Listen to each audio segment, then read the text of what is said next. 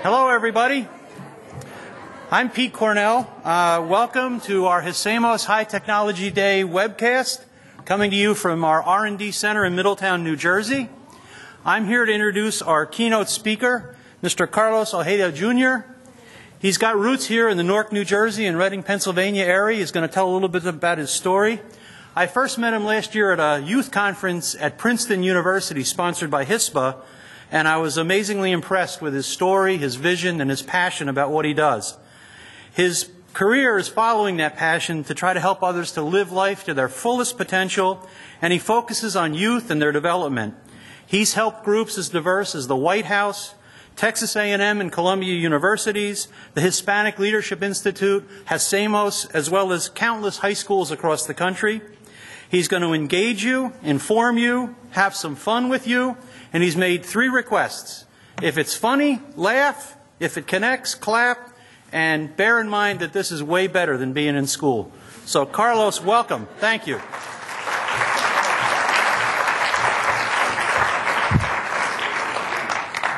What's up? Nah, see, I got to do a sound check. I need to make sure you can hear me and I can hear you. And everybody out there at all the locations, you got to do this too. Clap once if you hear me. A few people woke up a little late, like, what happened? I need some harmony, all right? I want harmony all across the country. Clap once if you hear me. Clap twice if you hear me. Clap 3 times if you're ugly.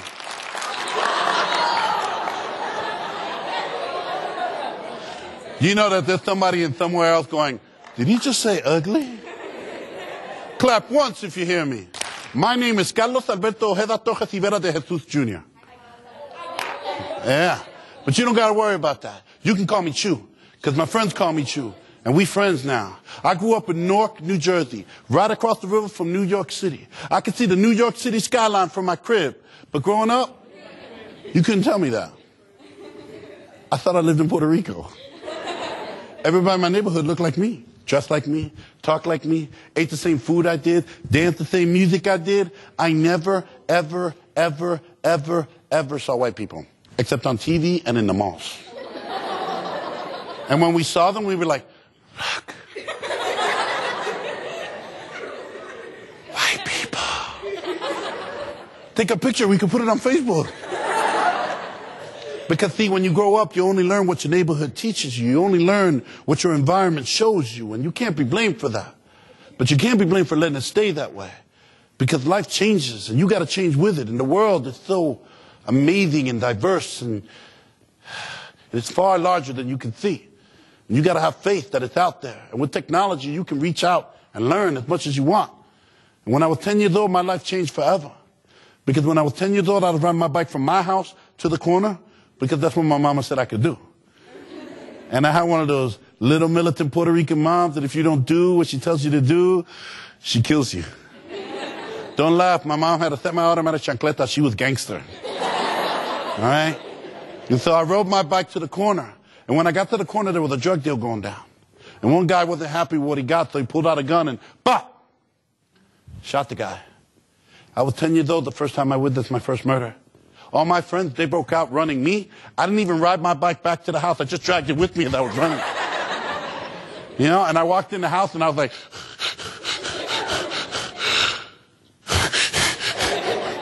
and my mom came in and she saw me and she looked at me and she goes, what did you do? And then she heard the siren and she says, you better hope that's not for you.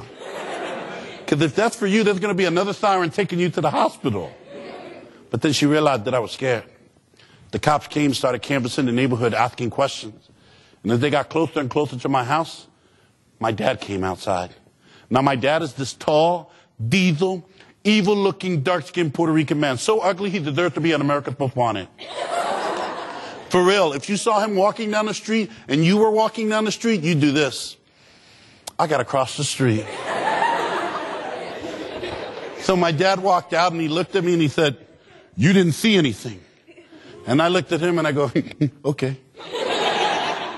And then my mom came out and she started yelling at my dad, hey, viejo, we got to leave. We can't raise our kids in this craziness. We're moving. My dad looked at her. Okay.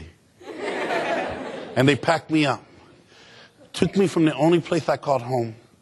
Moved me from the New York City skyline and moved me all the way to a place called Reading, Pennsylvania. There were horses and buggies in Reading, Pennsylvania. And I was like, holy crap. Because there was crap on the road from the horses in Reading, Pennsylvania. And I was looking at my mom going, Mom, we got to go home. My mom's like, Mijo, this is home now. And it got worse when we went to school, you know, because we went to school. It was my mom that enrolled me, and they took one look at the way she was dressed. They took one look at her long last name. They took one listen to her heavy, sick accent, and they knew exactly where to put me. They put me in bilingual. But bilingual back in the days isn't the way bilingual is now. Bilingual back in the days, they just took anybody that didn't speak the language, and they put us in a room together. So it was me, a kid from Korea, a kid from Germany, and a Jamaican kid. And none of us were learning English. We were all learning how to curse each other out in each other's languages. And after a while, I started getting bored because I had nothing to do. We really couldn't have a conversation. So I started looking at the regular classes, and I made a groundbreaking, awesome discovery. There's some really hot girls in the regular classes. And all I had were these three freaky dudes, you know? So I raised my hands and I said, yo, miss, I want to go with them. And she came over to me and she goes, "Aw, you can't go with them. You aren't from around here." I know what the heck this was all about. I didn't know if she was a diva or what. So I went home and I told my dad. Now my dad is what you call a New Yorican. Came from Puerto Rico and grew up in New York City, the boogie down Bronx. All right, he was New York City from head to toe, had the accent, the whole nine. The only problem with my dad, he got stuck in the 70s. For real, he looked and dressed and everything. I mean, when he walked in the room, you swore you heard 70s music. I came home, I said, Dad, my dad walked in. And I'm like, what the heck is that? When did we get surround sound in here? I said, Dad, they put me in bilingual. My dad's like, for real? I was like, for real, for real. He's like, for real, for real, for real. I was like, for real. And he was like, well, we need to change this. And I go, I know. So the next day we went to school and I was hyped. I was looking at the teachers like, you gonna get it? My dad's gonna punch you. He's gonna punch you. You're getting punched twice. And my dad walked up and said, why is my son in bilingual? They really couldn't give him an answer. So my dad asked them to give me a test to show them where I belong. And they gave me the test. I aced it. I spoke English and Spanish, wrote English and Spanish, read English and Spanish. Man, I dreamed in English and Spanish.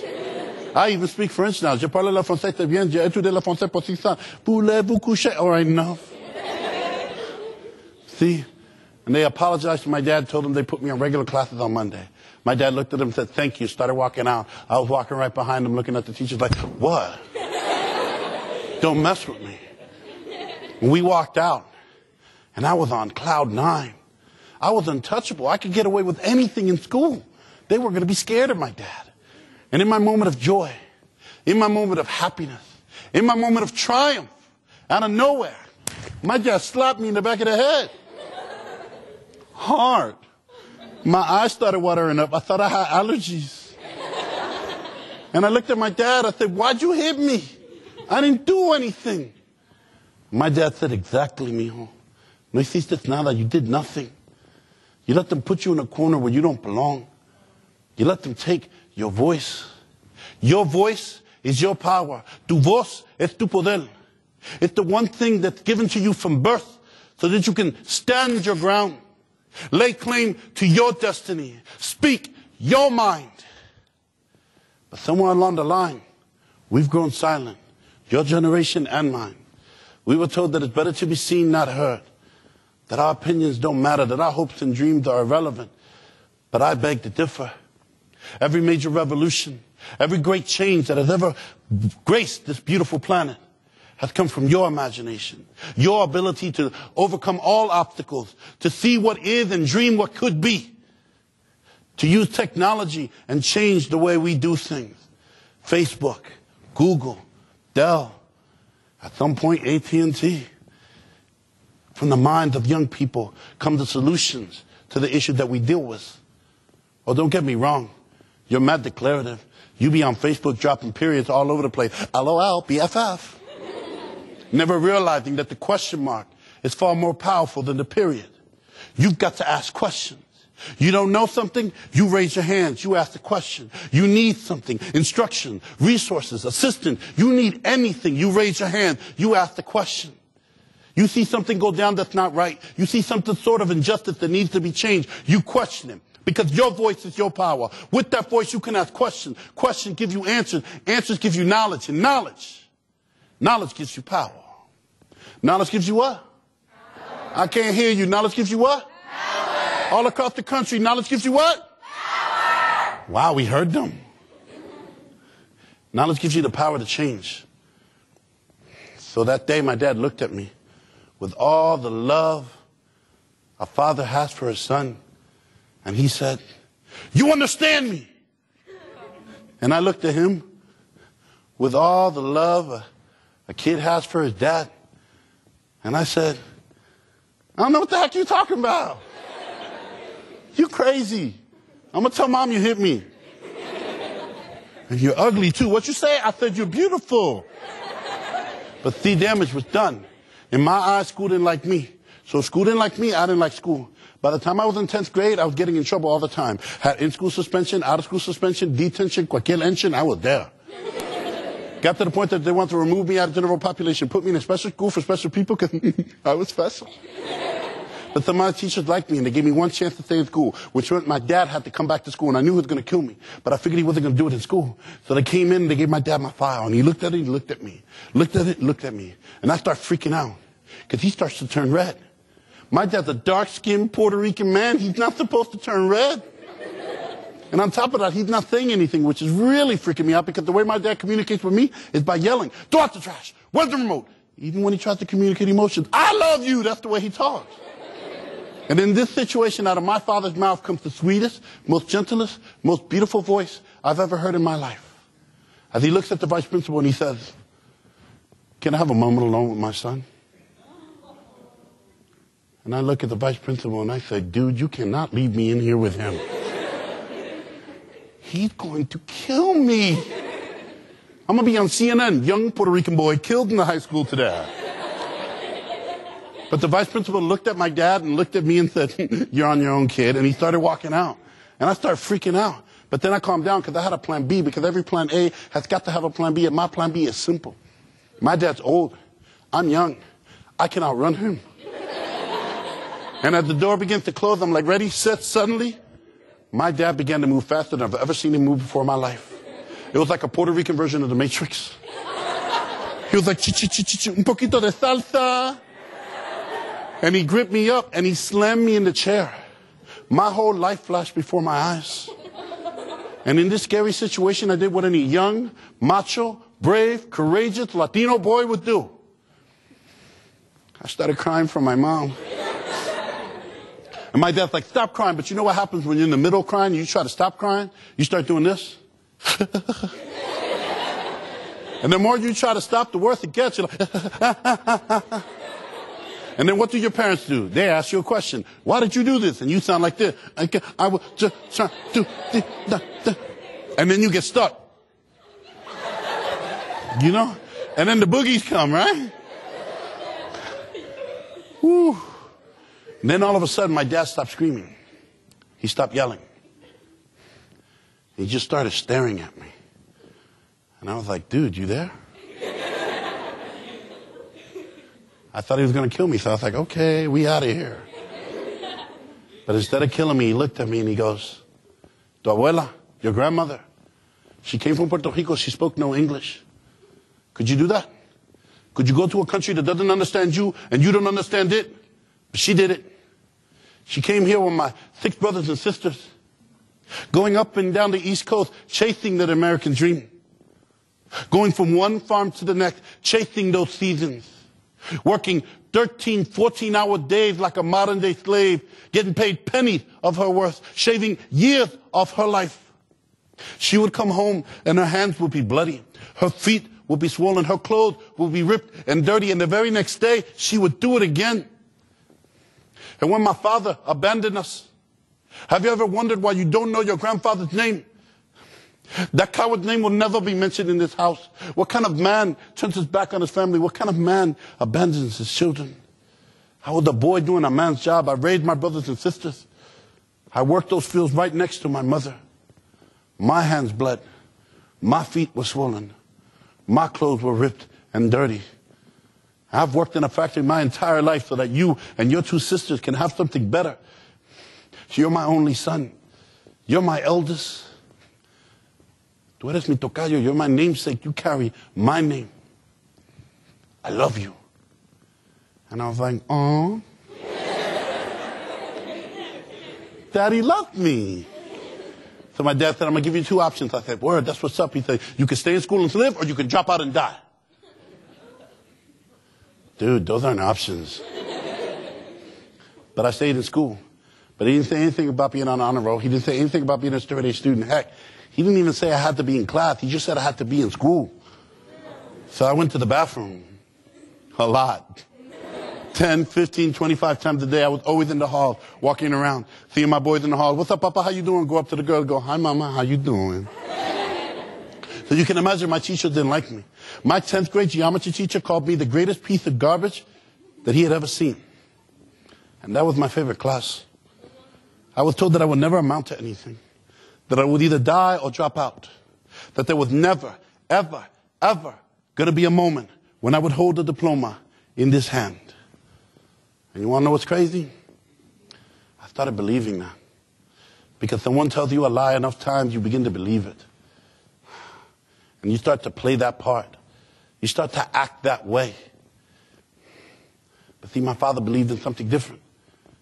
My father believed that my voice was my power, that with my voice I can ask questions, that I can change my life, that I can change this world. And all he wanted was to save me, to do something good with me. And you know how I repaid him? As I got older and bolder, I resented him because he was always working. Always working. And he would come home after work and tell me that I needed to do my homework, that I needed to be respectful to my mother, that I needed to stop hanging out with those knuckleheads that were getting me in trouble. And you know what I would do? I would look at him and go, leave me alone, man. You can't tell me how to live my life. You're always working. Most of my friends don't have no dads. And quite frankly, since you're always working and you're never here, you're not my father either. It would get real, real quick. My father would clench his fist. I would clench my fist. And the only reason we didn't come to blows was because my mom would come between us. And she would hold us back. Because she knew that if I hit my dad that way, or my dad hit me that way, our family was over. And she wasn't willing to give up on that. There were years I didn't speak to my father. Years we would just walk by each other. The funny thing is that most of my friends didn't have a dad. I had one at home and I ignored him. And you want to know what's even crazier? I don't remember what I was arguing about. So I guess it's not that important. What is important was that my dad died 5 years ago. I was 3 hours from home. I had one more speech to give, and I was going home to see him, to see my mom, because it was her birthday. I had flowers in the back seat of my car, but the surprise was on me. My sister called me and said, you need to come home.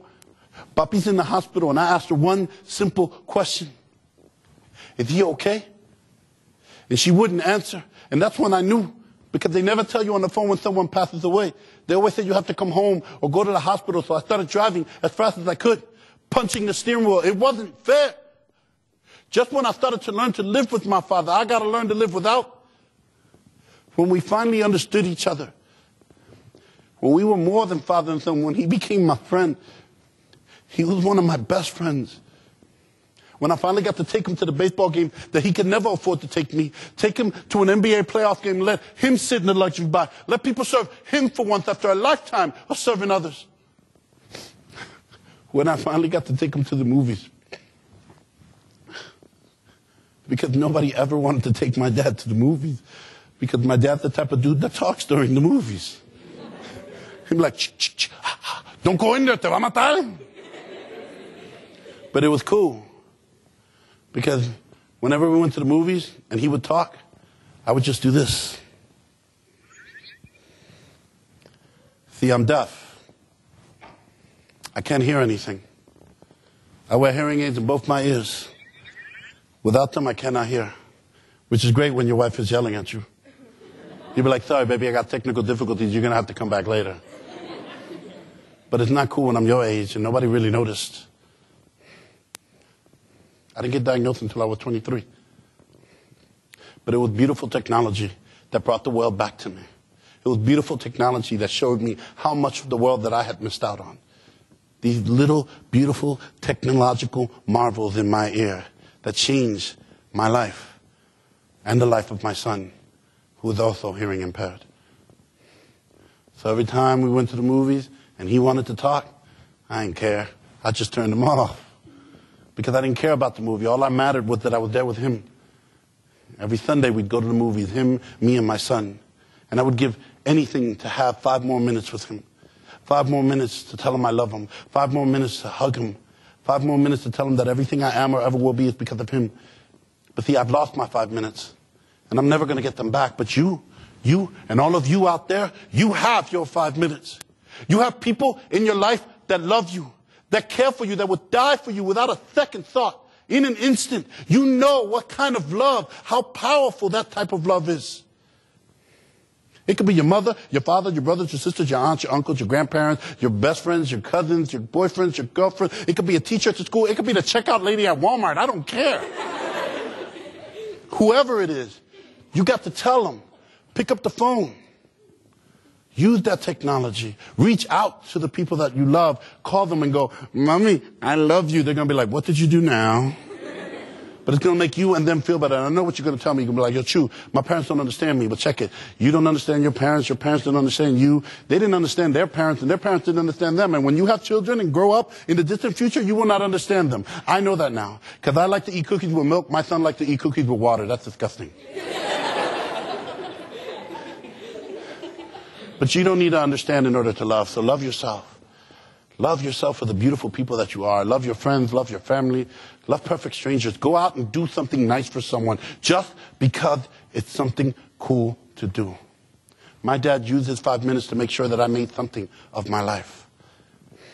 And even though the teachers called me garbage, and even though they told me that I would never amount to anything, and even though they told me that I would never, ever, ever hold a diploma in his hand, my dad, he believed in me. Made me take the SATs. I scored an 1100 out of 1600. That meant that I could go to any school I wanted to go, that I could get scholarships to go. That meant that I wasn't garbage. That meant that I was going to graduate. I had my cap and gown on graduation day. I was looking all cool, you know. And they called my name Carlos Ojeda, Jr. And I walked up on stage. And I started thinking about the teacher, the one that told me that I would never, ever, ever hold the diploma in this hand. And you know what? They were right. Because I'm left-handed, so I grabbed it with this hand. And I grabbed that diploma. And my family started screaming out my nickname, Choo-Choo. And afterwards, I started looking for him, but I couldn't find him because it was so crowded. There was so many people. And then I heard my mom call me Choo. And I started following her voice. And then the crowd parted. And I saw something I had never, ever, ever seen before. My dad was crying.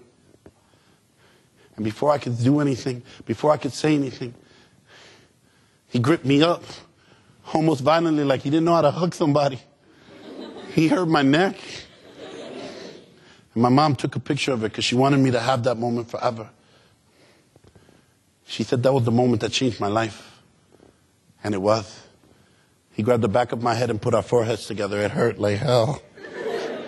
He knocked my cap clear off my head. To this day, I'm pretty sure that the cap I picked up off the ground isn't mine because it's too small and my name's not Susie. But he looked me in my eyes and he says, Mijo, you're my son. Tú eres el hijo de Carlos Ojeda. And you can be whatever you want to be. Go wherever you want to go. Do whatever you want to do as long as you choose to. No dejes. Don't let them put you in a corner. No dejes. Don't let them take your voice. Tu voz es tu poder. Your voice is your power. Because with that voice you can ask questions. Questions give you answers. Answers give you knowledge. And knowledge gives you what? Power. I can't hear you. Knowledge gives you what? Power. And then he said, vete. Go. How many of you want to be successful? Raise your hand.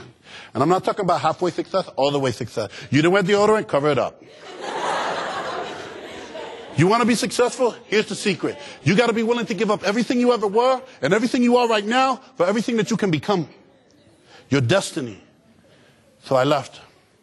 I took a 4-year full tuition scholarship from someone else who believed in me. I took that scholarship and I went to school. I became the first person in my family's history to ever go to college. Went to Bloomsburg University, got my business management degree with a focus in human resources, a minor in marketing, and a minor in law.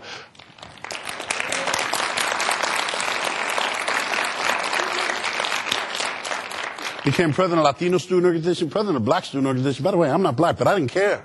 I wanted to get involved in everything. I was editor of the newspaper, director of the radio station. I graduated from college. First person in my family's history to graduate from college with honors. Got a job with a multinational corporation. Got paid more per hour than my mother and father ever got paid per hour. Left there to get my MBA, my master's in business administration with a focus in business development, entrepreneurship, and organizational behavior. As the business consultant for my university, helped start 5 businesses in my community. At the age of 25, I started my first business. At the age of 27, started my second. At the age of 30, started my third.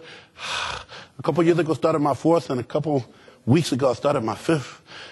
I'm a published author. I was the youngest and only Latino professor in the history of Kutztown University College of Business. I have CDs that I produced, DVDs that I've done, and I'm married to the most beautiful Puerto Rican woman you've ever seen in your life. So hot, we walk into a room, people look at her, look at me, and go, how'd that happen? And as beautiful as she is, she's equally intelligent. Because a couple of years ago, she became a medical doctor, the first medical doctor in her family's history. And we've done it all while raising 2 beautiful boys. One's name is Carlos Alberto Ojeda III. And he's not named after me. He's named after my dad. Because my dad taught me that life is not measured by the breaths we take, but rather by the moments in life that take our breath away. And that your voice is your power. And the other little dude reminds me of that every day. Because even though he's hearing impaired, he believes that he could be whatever he wants to be and do whatever he wants to do. And he believes that he can achieve anything. And even if anybody ever tries to tell him otherwise, he can't hear them, so it doesn't matter. Because he believes his voice is his power. Because it is. Because my voice is my power. Because it is.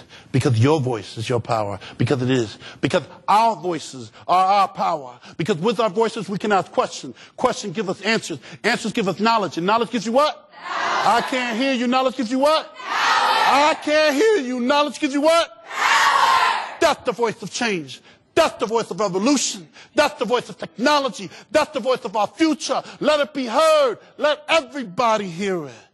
Thank you.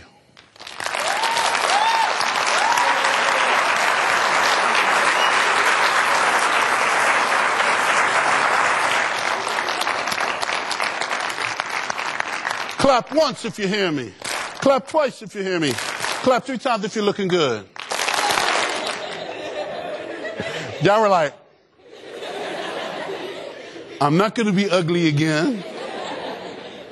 Y'all enjoy the presentation? Yes. Good. Are y'all pumped up? Yes. I got a little game I want to play with y'all and everybody across the country. Y'all ready to get ready, Doug? Yes. All right. So, this is the power of youth. All right? It's my book. It's my program. It's what I believe. You know, I believe that you guys have tons of power. I believe that your voice is your power. But on top of that, I believe that power plus youth equals change. Think about it. In everything that we do, you see amazing things happen on this planet.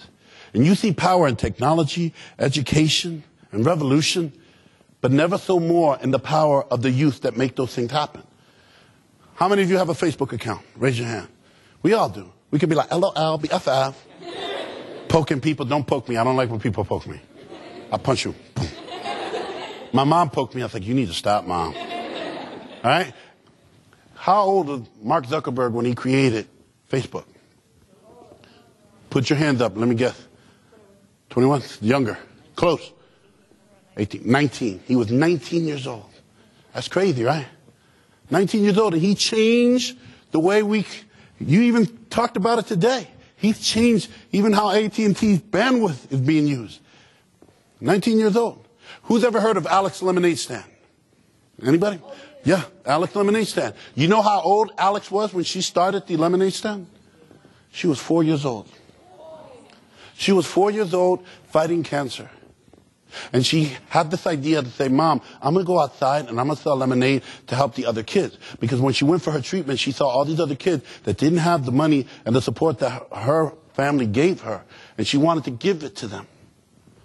She passed away when she was 8. But she had raised almost $4 million. A little 4-year-old kid. Martin Luther King. Y'all know who Martin Luther King is, right? Yes. He had a what? Dream. Now say it nice and loud. He had a what? Dream. A dream. A dream that we still dream today. We all know a bit or a piece of that speech. Some of us know a lot. I've memorized that thing. You know that he was 25 when he was tapped to join the civil rights movement? 25 is young. He was 29 years old when he got in front of all those people and he shared his dream. Google, Dell, Microsoft, it all stems from some young person saying, I think we should do this. Or imagine if we did that. Because youth plus power equals change. See, you are powerful. Knowledge gives you what? Power. Because there's power in what you know. See, it's all a game. Think about it. The person with the most knowledge wins. That's the whole game of life. You want to read more. You want to learn more. The more you learn, the more powerful you become. It's the one single thing that you can truly utilize to raise yourself up to something better. I have one question for you. If you were going to take a science test, who would you rather be? Would you rather be this guy? Look at my bike. Or would you rather be this guy? That guy. Who's that guy? Einstein. Why? Why would you want to be him? I can't hear you. He's like, oh crap, I forgot. One word. Why? Yeah, knowledge. He was smart, right? He was smart. But did you know that Albert Einstein barely spoke until he was like 5 years old? That they considered him a below average to average student, that they thought there was something wrong with him, that he dropped out of high school. All right, he dropped out of high school. He failed his college entrance exam.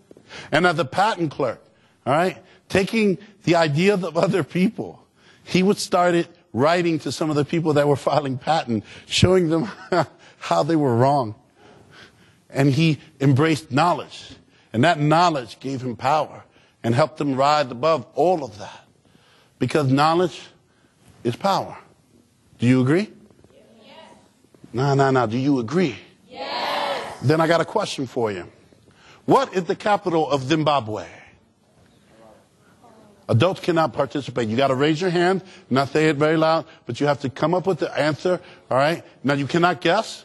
I'm telling you right now that you know the answer, that you can have access to that answer right now. Let me see. Yes, sir. Holy crap, how'd you know that? Huh? You told them? Cheaters. All right? But how could you have gotten that answer right now? Look, somebody, look, she's like, she pulled it out right away, right? How many of you have cell phones? Bring them out. Put them up in the air. I want to see them. Don't worry, you're not going to get in trouble. People are like, I ain't got nothing. It's vibrating like, I don't know what that is. All right, you got cell phones, right? You are the most interconnected generation. She's got two. She's got, I got an iPad. She pulled out an iPad and she's like, I got everything. Hold up, I got another one over here. I got one down here in mi zapato. All right? You are the most interconnected generation ever. You are the most connected generation to information in the history of this planet, and barring any aliens in the rest of the freaking universe. When I was a kid and I had to, do a paper, I had to find a way to get to the library. All right? I had to find a way to get to the library. I had to maybe get on the bus and sit next to real stinky, weird people. All right? I had to walk and maybe walk through really rough neighborhoods, but I had to get to the library. And then I had to sneak into the library because 9 times out of 10, I owed the library money. And the librarian used to freak me out because she had more facial hair than me. And then I would have to go and try to figure out the Dewey Decimal System. How many of you know what the Dewey Decimal System is? How many have no idea what I'm saying and I'm completely making it up right now? It's okay. Most of you are like, I don't even know what to do with this. I had to figure that thing out. Most adults hate that. It was a really weird system of numbers and dots, and you had to figure that out, and then you had to go write it down on a piece of paper and go through the library and look for the book and hope and pray to SpongeBob that that thing was still there. And if the book wasn't there, you were out of luck. If the book was there, you can take it out. Or you can make photocopies. There was no copy and paste. You had to read the book. Now, if I ask you any question, what do? Let me Google it. My wife hates that. I Google everything. If I don't know it, I Google it. Why? I'll tell you why. The words I don't know should not exist in your vocabulary. You are not allowed to say those words because you are instantly connected to information. So it should never be I don't know. It should always be I'm going to find out. All right? It should never be I can't. It should always be I'm going to figure it out. When I started my company, I needed a website, but I didn't know how to build one. And it cost too much to have somebody else build one. So I learned. I went to the library, went to Barnes & Noble, bought a book, learned how to do it. Graphic design, learn how to do it. You know how to run a business, learn how to do it. Knowledge is power. The more knowledge I got, the more powerful I became. And with that power, I can change the world. And so can you. So you guys ready for a little game? Yes. How about everybody across the country? Y'all ready for a little game? Yes. She's the country. Her name is Country. Yeah, you don't understand that. My name is Country. Yay, he's talking to me. All right, so here's the game. Everyone that's watching this telecast is going to compete against each other. So all of you are going to work together versus all of them. And the first team to get the answer right has to write into the computer so that they can tell me who wins. All right? I'm going to ask you 4 simple questions, which I'm going to put up on the board. Your job is to find the answer to them. Adults cannot help. You can guide them, but you can't give them the answer. All right? He pulled it out. I said, I'm not going to say anything, but I'm going to text it. All right? So, real quick, let's test this. If everybody in all the different locations can type to her to say they're ready, we'll get started. A ver, let's see. They say ready? We're ready. I can't hear you. All right, type in that you're ready, because these guys are ready. Are you ready? Yes. No. Are you ready? Yes. All right, anybody need a phone?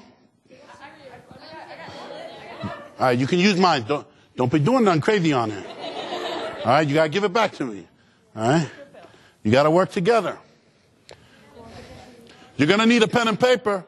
So get a pen and paper out. Get your wireless device out. Are they ready? We're going to get started. I need everybody in all the web telecasts. They're ready. All right. On your marks. Here are the questions. Ready?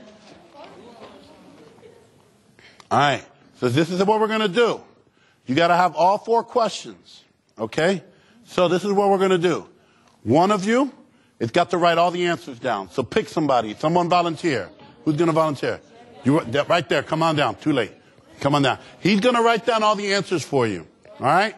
Once you have to come down to me. Same thing in all the places. You select one person to write it down. They write it. They go to the computer. They say they got it. First one to get it wins. You got me?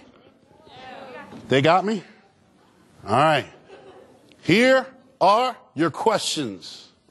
What is the Federal Reserve Chairman's last name? Who was the 34th President of the United States? What is the periodic chart symbol for lead? And what is the quadratic equation? I want the actual equation. I will accept 2 versions of it.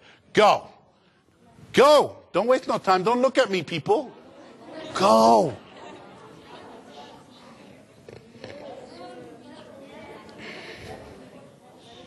When you have the answers, yell it out so he can get it. Unless he's already writing the answers because he's a brilliant individual.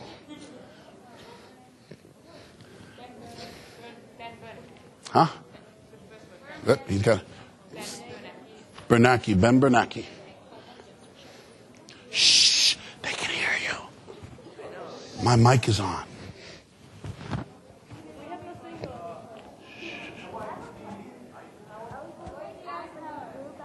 of the whole group. So you got to tell him, you're all working together. The first group to win. Help him, tell him. Let's see who gets it first. Hurry up. Remember, you got to give the answer to him.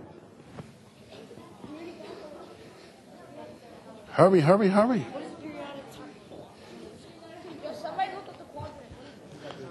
You got them all? Then you got to tell me. You got them? They got. Wow. All right. Anybody else got it? If you got it, go to the computer and say it. Are there number 2? No. All right. Let me see. All right, I'm going to give you a few more seconds. All right. Are y'all ready? Middletown won. They were the first ones to get it. All right. So Middletown's the first one to get it.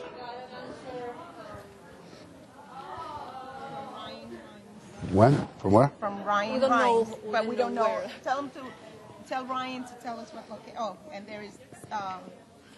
Okay, St. Louis also responded. When did they get it? After the. Yeah. They got them after them? Yeah. So Middletown won. Who? Hines. Ryan Heights got number 2? Yeah. And St. Louis came 3. All right. Here we go. Middletown, you came in first. But I got to make sure that you got it right. Ryan Heights came in second. St. Louis came in third. So if you guys got this wrong, all right? If you guys got this wrong. Oh, Ryan's from Joplin, Missouri. Huh? Ryan is in Joplin, Missouri. Okay, in Missouri. All right, so they got, if these are wrong, all right, this is yours, right? All right. Ooh. Ooh. This, are you sure this is yours? My spelling's not that good, so. Okay. He misspelled it, but you got it correct. So I'm going to give it to her because I know you Papa, you.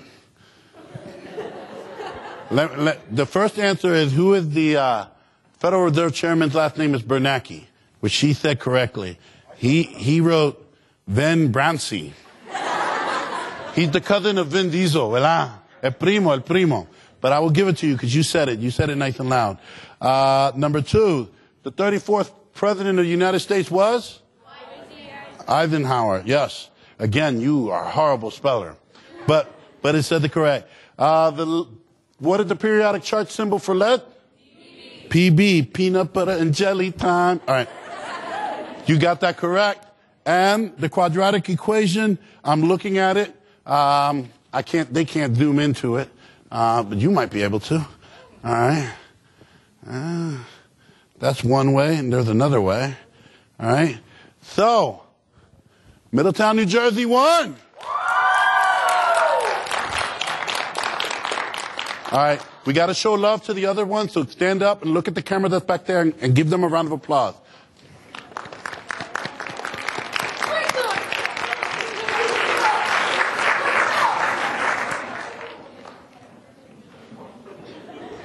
There goes the answer. All right. So there goes the answers. There are 2 different ways that I would accept. Yes. St. Louis got it right? They both got them right? Yeah. Good. Congratulations to them. They were really quick. Your voice is your power. With that voice, you can ask questions. Questions give you answers. Answers give you knowledge. And knowledge gives you what? Power. Gives you the power. And you can use it to change. All right? Y'all enjoyed my presentation so far? Yeah. All right. Now, I'm going to give you some free stuff. Before I do that, I'd like to open up for Q&A. So all the different sites that this is going on, because you got to understand, this is happening all over the country. And there are other students that are watching us right now. So they're watching the back of your head. So girls, fix that hair, all right? Fix that hair. You want it to be the best back of the head they've ever seen. All right? So I'm going to open up for questions. Anybody out there that wants to ask me a question, just go up to the computer, ask that question. They will ask it to me and I will answer it. But let's start here. Any question. You can ask me any question at all. My truth side, whatever. I will answer it for you. Yes, sir. You got to get the microphone. Oh.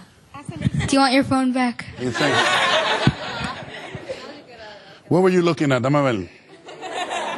Cochino. No. All right. First question.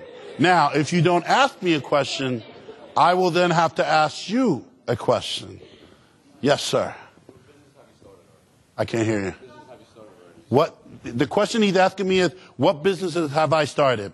Well, my first business, I started at 25 with a marketing firm, and we did marketing, cross-cultural marketing. So when big companies wanted to reach the Latino community or another culture community, they would go with us, and we would kind of do the marketing plan for them. My second one was a communication firm where I helped write speeches for people and help people get better at communicating. My third company was called CarlosOjedaJr.com, and that was me. That was my website. So my speaking, my books, my thing. The fourth company, which is my baby, is CoolSpeak. CoolSpeak is the company that's here right now. It's the reason I'm here. It's the reason we're doing, some of our speakers will be at different parts of the country. We're a youth engagement company. We provide motivational speaking programs and events for kids all across the country, from elementary school all the way to college. We work with teachers. We work with parents. We want to help kids find their fullest potential. And about a month ago, I created the CoolSpeak Publishing Company. And we publish books that are really cool, including my book that's coming out, that came out last week. So those are some of the businesses that I started so far. And I also helped my wife start her medical practice. So she had her own practice, and it's going very well. All right. Yes, sir. What's your name? Wait, we need the microphone. Stand up. What's your name? My name is Michelle Scott. I'm from Red Bank Middle. And what age were you allowed to drive of your... Oh, wait, they're giving you much love. Give them love. Give them love. You got to take the love. You got to take the love. All right, what's your question? He's like, I got this. What was your question again? What age were you allowed to drive because of your hearing being impaired? Well, here's the thing. I was allowed to drive at 16 because nobody realized that I was hearing impaired until I was 23 years old. So I probably shouldn't have been driving, but I was a pretty good driver. My cousin Joey's there. I was a pretty good driver, right? He's okay. We're still alive, right? I just, I wouldn't hear the beeping, but then people would do some really bad sign language. I was like, we know. And I didn't understand. But no, I didn't get diagnosed until I was 23. So I began to lose my hearing over time. I wasn't born deaf. I was born with a genetic disposition to lose my hearing. So over time, I began to lose my hearing, but nobody noticed. But there are certain things that they might have noticed, but I learned how to read lips. I learned to kind of compensate so people wouldn't notice that much. They always joke, oh, he's deaf. Well, they didn't really realize I was actually deaf. So a very good question. Right. Nick, yep, we got a question? From the bridge we have from St. Louis, they ask if you have ever used AT&T. Have I used AT&T? Yes, of course I use AT&T. I had AT&T for my phone for a while. I don't have it now, but we'll just leave that alone. I use AT&T Wi-Fi wherever I can, at most airports and whatnot. But yes, I have used AT&T. I am a technology junkie. I really do believe in technology. I mean, I have an iPad, an iPhone. My entire company is based on the internet. We use everything technology. And technology is the way that we were able to grow our business from small to big very quickly. Do we have another question? Yes. From Joplin, how did you feel when you proved your geometry teacher wrong? Oh, how did I feel? You guys want to hear that story? Yeah. All right. So he called me garbage, right? My sister went to that school. And when I graduated from college, the last article I wrote in the newspaper was a list of people I wish could be at my graduation. Like my grandma. She had passed away, and I wish she could have seen me. My other grandma, she lived in Puerto Rico. People that I wish, would be there to celebrate. But there was one extra person. The last line was, I wish that my 10th grade geometry teacher would be there just so I could show them how far garbage goes. And my sister shared that article with that teacher. And so I had to make sure that, she never ever had that teacher for geometry. But a couple of years later, when my sister graduated, I went to the graduation. I was in my suit. I was a business consultant at the time. And I went there early, and I hadn't been to the high school in a long time, so it was kind of cool, because when you go back to your high school, it looks so much smaller when you go back than it did when you were there. And I was sitting there, you know, there was nobody there yet. The chairs were all lined up in the gym, and I saw a man standing at the far end of the gym. And he had an afro, all right? And it was white and black, like pepper afro. And it's weird because you don't normally see white guys with afro, but he rocked it. And then he had a walrus mustache, you know, the ones that kind of hook around. And he walked down. And as he walked over to me, I got hype. Because I was like, you know, I'm going to drop kick this guy. You know, I'm going to hit him with a verbal onslaught. I'm going to drop kick him with my mind. I'm going to tell him. I'm going to use every big word I've got, and I'm going to make him pay for ever making me feel that way. I'm going to show them how smart I was. And as he got closer, I realized he had tears in his eyes. And before I could say anything, he stopped and he looked at me and says, I know who you are. I'm sorry. I can tell you I don't know why I did that day. I promise you I'm never going to do it to another student, ever. And I looked at him, and inside I was like, man, why you do that? I can't yell at you now. But then I just looked at him and I said, it's all right. And I shook his hand, and he walked away. It's the last time I saw him. He graduated, he retired a couple of years later. But I confronted him, you know. It's always better to live that life than to talk about it, to be about it. I showed him that you should never, ever doubt a child, because every child has potential. And to limit a child's potential is criminal, all right? Because all of you have the opportunity and the ability to become great, all right? Another question? Only in the room and then here, and then... All right, we're going to go over here first. The microphone's right behind you. See, they're like ninjas.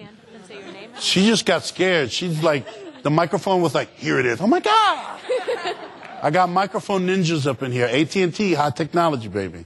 All right, what's your name? My name's Ayana, and I'm from New Brunswick Middle School. She wanted the love. You were surprised by the love. She was like, I'm going to say where I'm from, and y'all better represent. All right? If you use another network for your cell phone other than AT&T, will that count as betrayal to your job? Why are you trying to get me in trouble? I'm just asking. No. It's not betrayal. It's not betrayal. You know, I just use different service. People walking down the hall and you see them, they be like, he used a Verizon. I saw that. Like they're going to, if I say it, they're going to be like, shh. Yeah. They're going to kick me out? No. They're not going to do that. Do you have another question? Or that was it? All right. Anyone? We got a question over here. And there goes the microphone ninja. There she goes. She's good. Stand up. She's like, on crime. I'm Isara Lopez from the Brunswick Middle School, and do you watch Switch That Birth? Huh? Switch That Birth. I'm not a stepper. My team is, I have a group of guys that step. You might have me mistaken. I don't step. What? So, What? You remember from Princeton, right? Yeah. That was the step team. We have a step team called Step Above that they're stepping. I can't step. I'm too old. The best I can do is... It's Switch That Birth. It's like when they got Switch That Birth and one of the girls is deaf. I can't hear. Let me go up to her. Hold up. Switch That Birth. Switch That Birth. Switch That Birth. It's a TV show. No. Do you watch that? No. TV There's a TV show? Yeah. Switch That Birth. No, not at all. They have like. I'm gonna have to check. Is it good? Yeah. Is it like where's it on? ABC Family. ABC Family? Yeah. What is it? People stepping? No. Oh, no stepping. 2 people are switched at birth and raised by the wrong parents. Really? And one is deaf. Yeah. No. I'm gonna have to put that on my phone. Hold on. Let me Google it. No, for real. Look, I'm putting it in my phone right now. Okay. So I'm going to give you like 3 questions. One is quick, New York City, when are you going there? And from Washington, if you had to change something in your life, what would it be? Ooh. And how would it affect you now? Oh, wow. Okay. So the first one was? New York City, when are you going there? When am I going there? I just came from there. I was just in New York City. Actually, I was there before Hurricane Sandy, and I got out the day before. And I was just there in January with my wife. I went down there, I spoke, and then I hung out. I don't know when I'm going back, but I love going to the city. Actually, the next time I'm going, I'm taking my sons with me because I want them to see. I take them to the city, take them to New York City, take them to the Empire State Building. We went to Statue of Liberty. You know that I grew up in Newark, New Jersey, in that whole area. My dad's from, grew up in that area, and I had never, ever, ever gone to see the Statue of Liberty. And people think that's crazy, but I was like, I see it every day, so I don't need to go see it. So I never went. And so when I told my wife, she's like, you're crazy. And we took the kids and we went there. So that's probably the next time I'm going to go. Now, that second question, that's a really crazy question. If I could change anything in my life, what would it be? I've thought about that question because other students have asked. And quite frankly, I sometimes think about it. I wouldn't change anything. Even the hardest moments of my life. And I'll tell you, I've had some really tough times, like the death of my father. I had an 19-month godson that passed away when I was very young. And I've been through, I've lost friends. I've had moments of failure, moments where I really wanted something to happen and it didn't. All those things make me who I am. And if I take those away, then I'm not the person that I am today. So it's one of those deep philosophical questions that you probably do in philosophy class in college, and it would give you a headache. But I wouldn't change anything because the good and the bad have made me who I am. You need both of them. You need to experience life. You can't succeed unless you understand failure. In fact, failure is one of the greatest learning tools for success. Abraham Lincoln failed so many times running for office before he finally became president, and quite frankly would be probably one of our greatest presidents. If you ask people to size it all up, you got to have the good and the bad. So I wouldn't change anything about my life. And there was one more? There's a lot of questions. We may respond to some of those online, but I'll kind of questions about how many books have you written, how much did it cost you to do your first website, and how long did it take you to start your career after you went to college? Okay, what's the first one? Books. How many? Okay, I'm going to give them something. So let me move into that. All right. So I got a book out. All right. I'm going to give you a free preview of the book. All you got to do is, I'm going to give you a free preview of the book. It's 19 pages of the book. And I'm also going to give you a resource kit. And that resource kit has a free SAT prep program, has scholarship information, all kinds of stuff to help you know how to go, links and things. All you have to do is go to my website, yochuchu.com. Real easy to remember. You go there, you put your name, you get to download 19 pages of my book, and if you like it, you can get it there.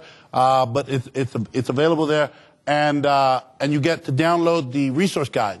And that resource guide can be downloaded as many times as you want, and it can be passed on to as many people as you want. If you have a phone, you can scan it if you know how to scan QR codes, and you can also text Chuchu to that number, and you will automatically get put on the mailing list to get those downloads, all right? You can get it instantly off your phone or your iPad or tablet, or you can go online, all right? So you can have that information. What was the next question? She just left? We're multitasking. Okay, yeah. No, that's fine. Well, I'll answer the rest of the questions offline. Yes. For those on the web, we are going to try to answer the questions, but I just wanted to wrap up. Wasn't Carlos great? Yeah. Okay. I think he expects more than that. But we really want to thank you. It has been a pleasure. I hope, from the response from the webcast, they enjoyed it as well. Thank you for joining us at AT&T High Technology Day. All right. And we hope to see you soon. Thank you. And remember, your voice is your what? Power. Don't ever forget it. Much love. Gracias. All right. Thank you. Bye, everyone.